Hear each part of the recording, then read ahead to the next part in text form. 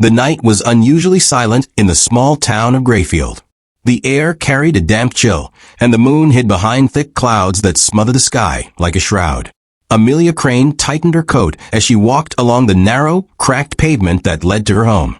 She had stayed late at the library again, lost in her research about the mysterious disappearances that had haunted the town for decades. The most recent case had shaken everyone, a local teenager named Daniel Crow, last seen walking through the woods near Hollow Creek. No one ever returned from there, not completely, anyway. Amelia was not an ordinary librarian. Her fascination with unsolved cases began when her brother, Thomas, vanished 15 years ago. He was only 10. The police found his bicycle at the edge of the forest, but not a trace of him beyond that. Over time, people stopped searching, whispering that the woods took him. But Amelia never stopped. She believed something or someone was responsible. As she reached her old Victorian house, the street lamp outside flickered.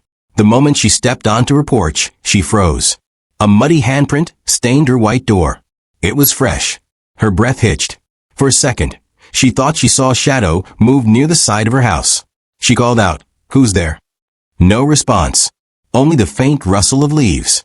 Trying to calm her nerves, she wiped the handprint with her sleeve and went inside. But the feeling of being watched didn't fade. Inside, her cat, Milo, hissed at the window. When Amelia looked, she saw fog crawling up the glass, like a hand pressing from the outside. She shut the curtains and poured herself tea, telling herself it was just nerves. She had read too many horror books, after all. Yet when she sat down, her phone buzzed, a text from an unknown number. "Do you want to see him again?" Her heart stopped. She typed back, "Who is this?" The reply came instantly. "Come to Hollow Creek." Every logical thought screamed no, but curiosity and desperation overpowered fear.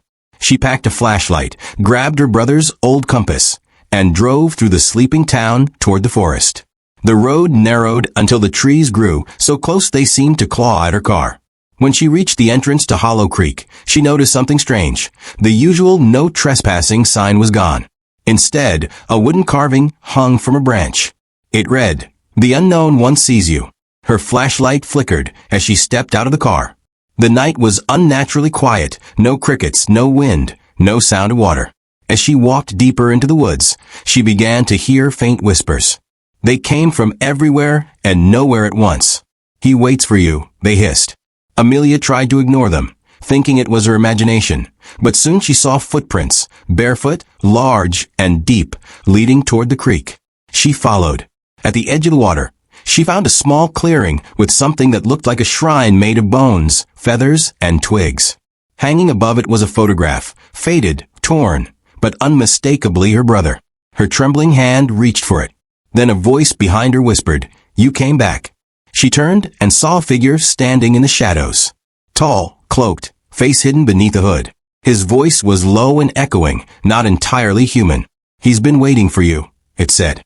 "Who are you?" Amelia demanded, though her voice cracked. The figure tilted its head. "The one they call unknown. The one who guards what you seek." Amelia took a cautious step back. "Where's my brother?" The unknown one extended a skeletal hand toward the creek. "He crossed long ago. You can still follow, but once you do, you belong to me." The air grew colder. The water behind him began to glow faintly blue, and shapes moved beneath the surface. Faces, hundreds of them, whispering, crying, reaching upward. Her brother's voice echoed among them. Faint but real. "Amelia, help me." Tears streamed down her face as she knelt near the glowing water. "What do you want from me?" she pleaded. The unknown one lowered his hood. What she saw made her blood freeze. His face was shifting. One moment her brother's, then her own, then dozens of others she recognized from the missing persons list. "I am what remains of them," he said. "The town feeds me. Their fear sustains me." Amelia realized the truth. The disappearances were not random. Every generation, Hollow Creek demanded offerings, souls drawn by grief, curiosity, or guilt. She understood now why the town had gone silent about the missing. They knew. They had always known. She tried to run, but the forest began to change. The path behind her vanished, replaced by rows of trees that seemed to move closer. The whispers grew louder, calling her name. She tripped over something. Her flashlight rolled away, landing near a figure half buried in the mud. It was Daniel Crow, his eyes open but lifeless. A strange symbol was carved into his forehead, the same one Amelia had seen in her brother's old notebook years ago. The unknown one's voice boomed, "You can't escape what you summon." The ground beneath her cracked open, revealing black water swirling like a portal. She clawed at the soil, screaming, but unseen hands pulled her under. For a brief moment, before she sank completely, she saw visions, the town of Grayfield, its people living normal lives, pretending nothing was wrong. Above them, in the fog, the unknown one stood, watching. Then everything went dark. When Amelia opened her eyes, she was lying on her porch. The morning sun was rising. Birds chirped as if nothing had happened. Her clothes were wet, her hands muddy. She thought it was a nightmare, until she saw muddy footprints leading from her front door to the forest. On her table lay her brother's compass, now cracked in half. That evening, she went to the library, desperate to confirm reality. But when she entered, people stared at her strangely. "Amelia," said her coworker, trembling. "You've been missing for 2 weeks." She blinked. "No, I was home last night." But the reflection in the library's glass door made her step back. Her face was pale, her eyes darker than before, like something had taken root inside her. Over the next days, she began hearing whispers again. Books fell from shelves when she walked by. Her cat refused to come near her.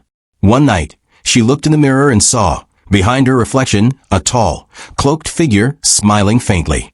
The unknown one. She tried to flee the town, but every road led her back to the same place, the Hollow Creek sign.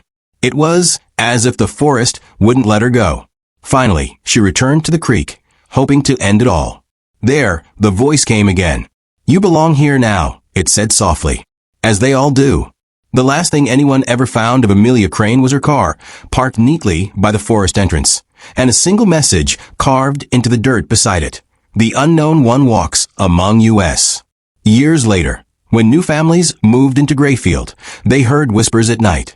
They said a woman in a torn coat wandered near the creek, calling a name no one remembered. Sometimes, they said, you could still see her silhouette in the fog, searching, lost, or perhaps waiting for the next soul to join her. And if you ever pass through Grayfield and feel like someone is watching you from the trees, it's because someone is. The unknown one never leaves. He only waits.